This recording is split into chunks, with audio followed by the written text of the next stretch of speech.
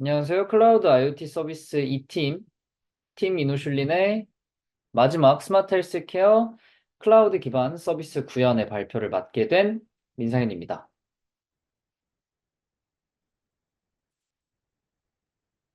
저희 팀은 이렇게 총 3명으로 이루어져 있으며 이송원 팀장님께서는 람다 기반으로 서비스를 재설계한 이후 이를 개발하였습니다. IoT 코어와 IoT 애널리틱스 그리고 해당 서비스들을 람다로 연결하는 작업을 주로 맡으셨습니다. 광민재 팀원님께서는 IoT 코어를 기반으로 서비스를 재설계하고 이를 개발하셨습니다. 라즈베리파이의 Node.js 그리고 MQTT 프로토콜을 주로 개발하셨습니다.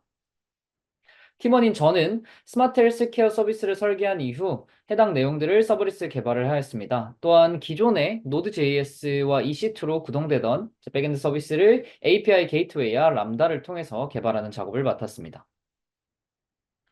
저희 이노슐린 서비스는 노인 당뇨 환자들을 위한 IoT 혈당 관리 솔루션입니다. 초기 온프레미스 서비스 아키텍처는 해당 이미지와 같습니다. 노인 사용자는 핏빗에서 걷기 데이터를 전송하고 해당 EC2에 있는 Node.js 서버가 걷기 데이터를 핏빗 데이터베이스로 요청을 합니다. 또한 해당 데이터들은 몽고DB를 통해 저장이 되고 해당 데이터는 추가적으로 이후에 분석을 위해서 S3에 저장이 됩니다. 또한 라즈베리파이의 경우에는 Node.js 서버와 혈당 데이터 전송, 사용자 데이터 요청, 걷기 데이터 요청 등의 기능을 수행하고 또한 이후에 걷기와 혈당 데이터를 분석하고 이를 AWS의 IoT 코어를 통해서 가족 사용자들에게 알려주는 해당 아키텍처를 설계하였습니다.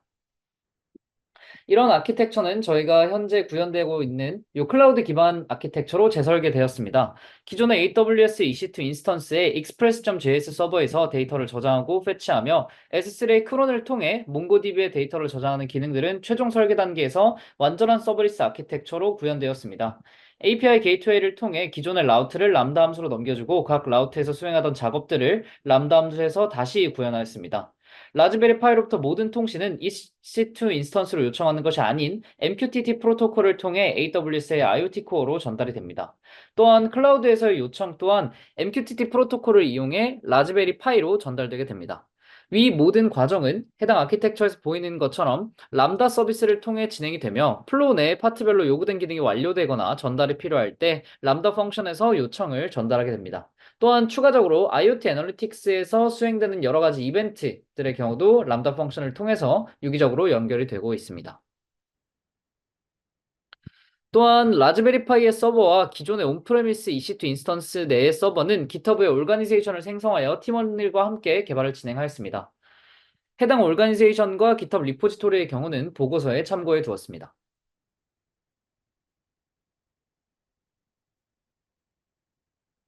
또한 이전에 교수님께서 말씀 주신 내용을 바탕으로 이노슐린 서비스에 대한 PST 다이어그램을 보완하고 위와 같이 시각화하였습니다.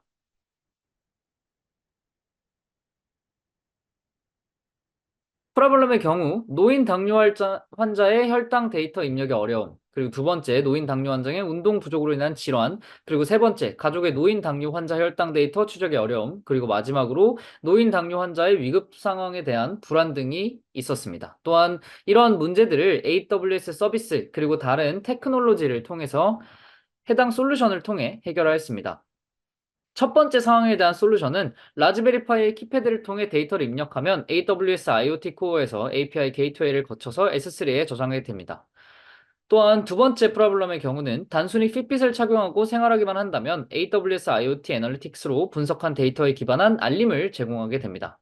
또한 세 번째 프로블럼의 경우에는 추적하여 관리하기 힘들었던 환자의 혈당 데이터를 AWS를 통해 간편하게 전달받을 수 있도록 기능을 개발하였습니다.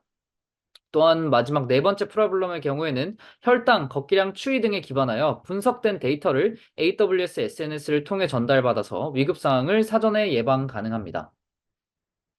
이후로는 저희가 실제로 구현하였던 해당 아키텍처에 대한 실제 시연 영상을 보여드리겠습니다. 자, 현재 클라우드 2팀 지금 IoT 라즈베리파이에서 한번 쐈습니다. 데이터를 쓰면은 IoT의 코어를 통해서 이렇게 모니터링 할 수 있는 데이터가 들어오고 그 다음에 람다를 통해서 확인해 보겠습니다.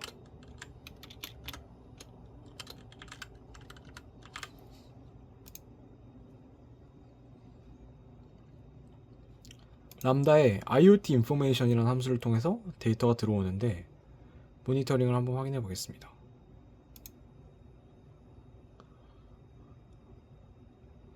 (12시 47분쯤에) 이렇게 데이터를 쏜 것들이 들어옵니다. 들어오고 성공했던 이런 비율도 지키고, 그 다음에 IoT 인포메이션에서 API 게이트웨이를 건드려서 API 게이트웨이 하위에 있는 이 함수들을 호출하는데 각각 확인해 보도록 하겠습니다.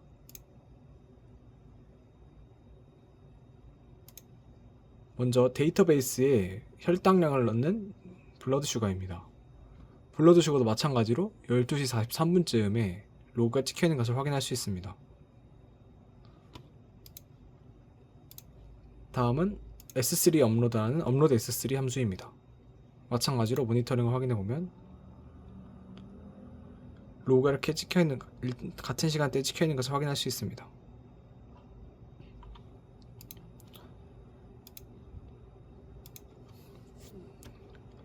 그리고 유저를 추가하는 add user 함수입니다.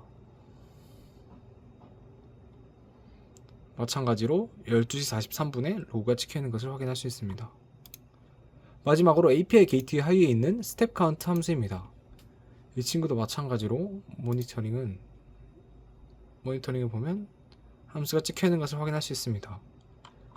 다음 IoT 애널리틱스에 대해서 보겠습니다.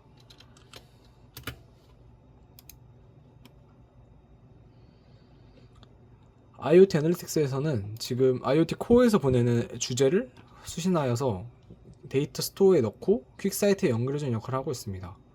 최종 메시지 도착 시간으로는 12시 44분으로 아까 그 모니터링에서 확인한 것과 동일한 시간임을 확인할 수 있습니다. 마찬가지로 데이터 스토어에도 최종 메시지 도착 시간, 데이터가 도착한 것이 동일한 시간임을 확인할 수 있습니다. 또한 애널리틱스에서 넘겨주는 IoT 애널리틱스라는 함수에서도 마찬가지로 12시 42분쯤에 로그가 찍혀있는 것을 확인할 수 있습니다.